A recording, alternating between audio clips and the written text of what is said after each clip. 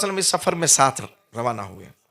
ये मुल्क शाम की तरफ रवाना हुए। इधर मुल्क शाम के रास्ते में एक राहिब रहता था।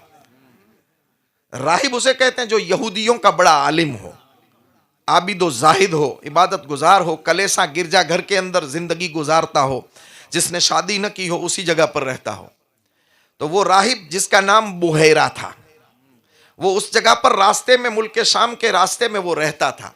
अपने गिरजा के अंदर, अपने कलेसा के अंदर वो रहता था और रोजाना सुबह के वक्त अपने कलेसा और गिरजाघर की छत पर चढ़ करके देखता रहता था मक्के की तरफ से कौन सा रास्ता आता है और इस तरफ से कोई काफिला आता है या नहीं। लोग पूछते थे कि बोहेरा राहिब, तू रोजाना ऊपर चढ़ के देखता है, तो देखता क्या है? उसने कहा कि वो एक राज की बात है, वो एक राज की बात है।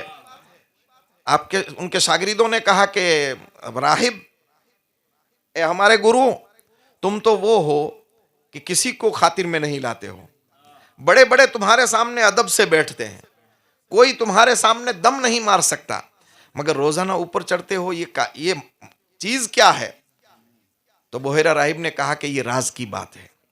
कुछ दिन गुजरते गए। कुछ दिनों के बाद एक दिन बोहेरा राहिब ने अपने खादिमों से कहा कि मेरे खादिमों, ऐसा करो, कल एक काफिला यहां से निकल रहा है, कल एक काफिला निकल रहा है, उसकी दावत का इंतजाम करो। खादिमों ने कहा कि बोहेरा, हमें तेरा हर हुक्म मंजूर है, मगर इतना तो बता कि आज तक हजारों काफिले गए और आए, मगर तूने किसी की दावत नहीं की है। आज कौन सा इस काफिले के अंदर खुसूसियत है कि तू इस काफिले की दावत की बात कर रहा है? कहा वो बाद में बताऊंगा, पहले मैं कहता हूं वो करो। कल उसकी दावत का इंतजाम करो और ऐसी शानदार दावत करो कि जिंदगी में तुमने कभी ऐसा पकाया ना हो। ये काफिला मेरी जिंदगी का असल टर्निंग पॉइंट है। मैं इस काफिले के लिए ही यहां रुका हूं, इस काफिले की राह देख करके मैंने यहां जिंदगी गुजारी है, मैं तुम्हारी खिदमत के लिए यहां नहीं आया हूं। खादिमों ने कहा ठीक है सरे खम तस्लीम, जो तेरा हुक्म हो। दावत का इंतजाम शाम से शुरू हो गया। रात के वक्त किसी खादिम ने पूछा, बोहेरा, तुझे कैसे मालूम हुआ कि वो काफिला कल आ रहा है? तुझे कैसे मालूम हुआ कि ये काफिला कल आ रहा है? तो बोहेरा ने कहा कि तुम नहीं देखते, मैं देख रहा हूं। तुम नहीं देखते, मैं देख रहा हूं। नबी का फैज जिस पर पड़ जाए वो दूर से भी देख सकता है। मैं देख रहा हूं कि आज इस मैदान के हर जर्रे में से नूर की करने निकल रही है। हर दरख्त के पत्ते में से और पहाड़ की चोटियों पर जो पत्थर पड़े हैं उन पत्थरों में से अस्सलातु वस्सलामु अलैका या रसूल अल्लाह की आवाजें निकल रही है। मैं ये देख रहा हूं, वो तुम नहीं देख सकते। तुम अपना काम करो। पूरी रात तैयारी में गुजारी। बोहेरा पूरी रात सोता नहीं है, क्योंकि जिंदगी की कामयाबी की रात थी, जिंदगी की कामयाबी की रात थी, और जिसके लिए पूरी जिंदगी गुजार दी, आज वो काम पूरा होने वाला था।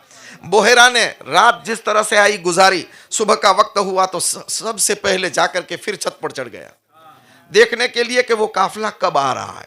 थोड़ी देर हुई तो गिरदो गुबार उड़ती हुई नजर आई। बोहेरा नीचे उतरा और सवारी घोड़े पर सवार होकर के उस काफिले के पास पहुंच गया। काफिले के पास पहुंच गया। ये वही काफिला था जिसमें अबू तालिब थे और हमारे आका साथ में थे। बचपन का जमाना था, 10-12 साल की उम्र थी, सरकार साथ में थे।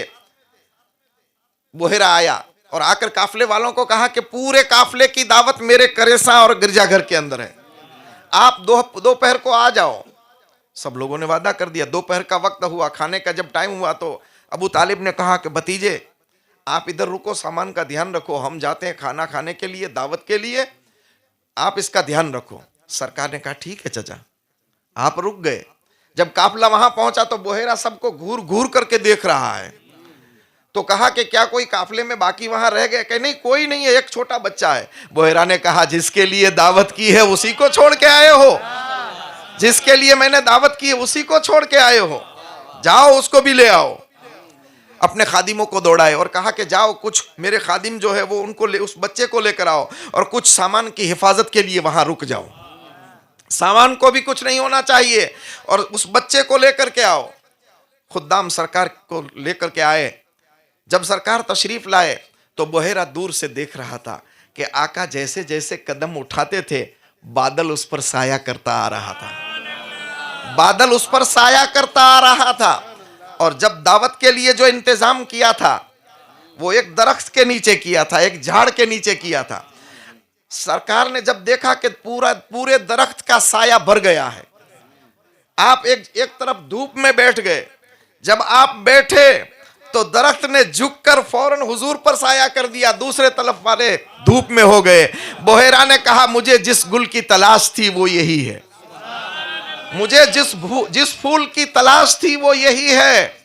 ये तो ऐलान नबूवत से पहले के कमालात है, ये मौजज़ा नहीं है, इरहासात है। कमालात सरकार की जात से हजारों वराउल वरा है, इरहासात भी इतने हैं कि जो गिनती से बाहर है। जब इरहासात इतने हैं तो मौजज़ात कितने होंगे। सरकार के इरहासात इतने हैं और ऐसे कमाल वाले हैं तो फिर मौजज़ात कितने होंगे। दावत का इंतजाम पूरा हुआ, खाना खा चुके तो बोहेरा ने सब लोगों से कहा कि इस बच्चे का वाली कौन है। तो लोगों ने अबू तालिब की तरफ इशारा किया कि ये इनके बाप है। लोगों ने कहा कि ये इनके बाप है। बोहेरा ने कहा नहीं, बाप उनका तो नहीं होगा, उनका बाप नहीं होगा, क्योंकि बाप तो इनके पैदा होने से पहले चला जाएगा। हमारी किताबें तौरेत इंजील ये बताती है कि इनकी विलादत से पहले ही बाप दुनिया से रवाना हो जाएंगे, तो इनके बाप। लोगों ने कहा हाँ ये इनके चचा है। तो बोहेरा ने कहा कि तुमको मुबारकी हो, मुबारकबाद पेश करता हूं कि आप इस बच्चे के वाली हैं, चचा हैं।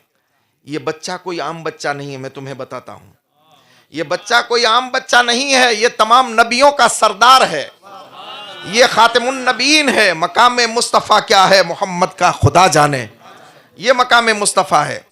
सरकार के बारे में कहता है कि ये खातिमुन नबीन है, शफील मुज़नबीन है, ये रहमतुल लिल आलमीन है, ये तमाम नबियों के सरदार है। मगर एक बात मैं आपसे पूछना चाहता हूं।